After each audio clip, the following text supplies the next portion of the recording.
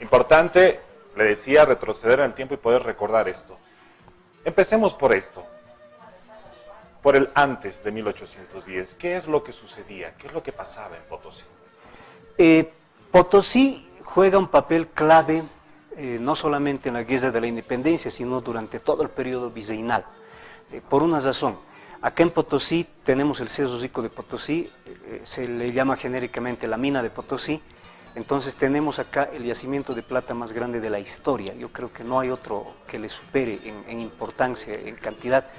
Y debido a que aquí está la mina de plata, entonces determina el destino de todo el virreinato, ¿no? O sea, España tenía la mina de plata, pero no tenía Inglaterra.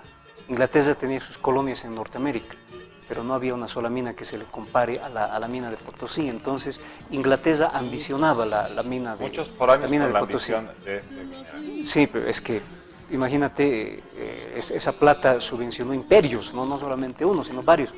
Entonces, Inglaterra intenta a lo largo de la historia hacerse de la mina de plata de Potosí, y en 1806, 1807 más o menos, Inglaterra invade el virreinato del Río de la Plata, invade Buenos Aires y Montevideo, y hasta 2 invasiones, son las invasiones inglesas, y ahí en todo lo que es contener las invasiones inglesas surge un elemento que para mí es clave en la Guerra de la Independencia. Se arma el regimiento de patricios en Buenos Aires, una milicia armada, y los milicianos a tiempo de formarse eligen como su líder a un potosí, Cornelio de Saavedra. Entonces para mí ese es un elemento clave previo a la Guerra de la Independencia, pero que va a ejercitar un papel determinante en lo que va a ocurrir después. ¿Qué es lo que sucede? Lo que sucede es que estalla la Guerra de la Independencia, pero no como nos la contaron. O sea, ¿qué es lo que nos contaban? Recordemos. Nos dicen que el 25 de mayo de 1809 comienza la Guerra de la Independencia con el mal llamado primer grito libertario, pero no. En realidad la Guerra de la Independencia comienza antes. Si le haces un análisis crítico a los sucesos políticos y económicos de la época, entonces te vas a dar cuenta que la Guerra de la Independencia no comienza el 25 de mayo. Ocurren 2 hechos antes. El 7 de septiembre de 1808 se subleva en Montevideo Francisco Javier de Elío. Él era el gobernador de Montevideo y se subleva por una razón. En Europa ocurre algo que también es determinante en la Guerra de la Independencia. España es invadida por Francia, por Napoleón Bonaparte. Entonces, en España comienza su propia Guerra de la Independencia. Ellos estaban invadidos por los franceses y ahí comienza su propia Guerra de la Independencia, inclusive lo toman preso al rey Fernando VII. Ese es un suceso clave para la Guerra de la Independencia.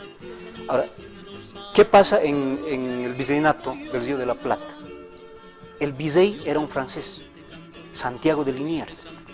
Entonces, el 1 de enero de 1809, el año nuevo de 1809, se subleva Buenos Aires. Y a esa sublevación, desgraciadamente, los historiadores argentinos la han tapado y nos han hecho creer que el protagonista de esa sublevación fue el alcalde de Buenos Aires, Tomás de Álzaga, cuando en realidad el verdadero protagonista de la sublevación del 1 de enero de 1809 fue Cornelio de Saavedra, que ya estaba para entonces, empezó a tener un peso político muy importante, era líder del regimiento de patricios, se subleva a Buenos Aires e inclusive confronta al virrey Liniers, Cornelio de Saavedra, y le dice que no va a permitir que él siga mandando porque él era francés. A partir de ahí, de este 1 de enero, empieza a cundir la idea de liberarse de España. ¿Y el pretexto cuál es? Que se ha roto el contrato social, que las colonias americanas le deben obediencia al rey de España, pero no le deben obediencia a Francia, que no le deben obediencia al emperador que había puesto Napoleón Bonaparte en España, que era José Bonaparte. Y además lo toman preso al rey, al siguiente rey, que era Fernando VII, o sea que deciden romper los lazos con España. Entonces, todo esto va, digamos, desarrollándose mientras ocurren los sucesos de Buenos Aires. Se planifica otro levantamiento, que es el del 25 de mayo de ese mismo año, de 1809, se subleva Chuquisaca.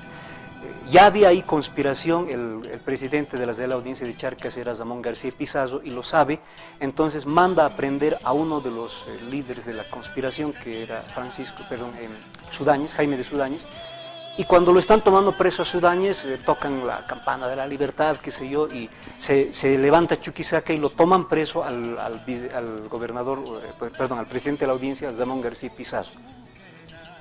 Una vez sublevado Chuquisaca, envía emisarios a otras ciudades para seguir levantándolas y mandan un emisario a Potosí, Bernardo Monteagudo. Bernardo Monteagudo toma acá en Potosí, llega secretamente y toma contacto con un personaje que para mí es el verdadero líder del alzamiento del 10 de noviembre. A eso iba mi siguiente pregunta. Hablemos y recordemos aquellos personajes, héroes de ese tiempo. Pero empieza. Bernardo Monteagudo toma contacto con Melchor Daza. Melchor Daza de Oré, que para ese momento, estamos hablando de 1809, él tenía 18 años. Joven. Muy joven. Entonces, con Melchor Daza planifican el alzamiento de Potosí. Pero un joven de 18 años es uno de los... Para mí es el líder del alzamiento del 10 de noviembre. Lo podemos discutir, pero por lo menos... Se mencionan otros nombres. Hay muchos nombres. Y ahora aquí vamos a hacer un paréntesis. Se dice mucho que Potosí era una ciudad realista, que no querían levantarse los potosinos y que si no se hubiese producido la batalla de Suipacha, en la que las fuerzas patriotas derrotan a los realistas, Potosí no se hubiera levantado. Nos han dicho mucho de eso, pero la verdad es que no. Antes de Suipacha, antes de Cotagaita, ya se estaba planificando el levantamiento de Potosí y el levantamiento lo habían coordinado entre Bernardo Monteagudo y Melchor Daza. Entonces, el gobernador de Potosí era Francisco de Paula Sanz, él tenía un asesor fanático realista que era Pedro Vicente Cañete Domínguez. Ellos descubren que se estaba conspirando, que se estaba planificando un levantamiento y mandan poner presa a mucha gente. Encarcelan, por ejemplo, a Mariano Subieta, a Salvador Matos, a los hermanos Millares, a los hermanos Nogales, a Azcárate, a Adrián Bazenechea, a Mariano Toro. Es mucha gente que estaba involucrada en el levantamiento y los toman presos. Entonces ahí te haces una primera pregunta, ¿no? ¿Por qué toma presos a tanta gente el gobernador de Potosí? Porque había una conspiración. Se estaba planificando el alzamiento. Se pretendía frustrar esa desde ya. Claro, o sea, para evitar ese levantamiento se toma presa a toda esta gente y pero se no evita se pensaba en estos dos personajes. ¿No se pensó? Es que, a ver, Melchor Daza tenía 18 años, para 1810, 19. Era un changuito. Creo que no, puede ser, no lo puedo afirmar. Y el otro es Manuel Molina, que igual, muy joven, tampoco lo toman preso. Entonces ocurre un hecho providencial, dos hechos providenciales. Está entrando el ejército de Castelli, el ejército rioplatense, desde Buenos Aires, entra a Charcas, hoy Bolivia, le sale al frente el ejército encabezado por el general Córdoba y el nuevo presidente de la audiencia de Charcas, que es Vicente Nieto, y ellos van a enfrentarse a este ejército. Tienen dos batallas.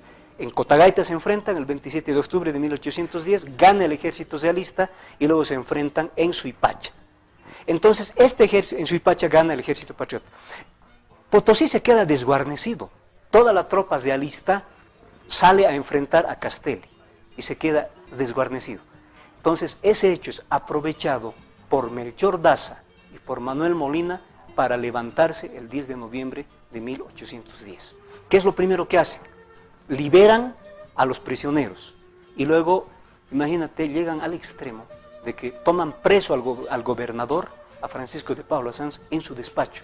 Lo toman preso y como ya estaban ahí recuperándose de sus heridas, estaba Vicente Nieto, el presidente de la audiencia, y estaba el general Córdoba, los toman presos a los tres. Y así, con ellos presos, esperan la llegada de Juan José Castelli, que llega el 25 de noviembre. Eso es lo que pasa el 10 de noviembre. Por un momento, con todo lo que acaba de contarnos, pues uno se traslada con la imaginación a esos hechos.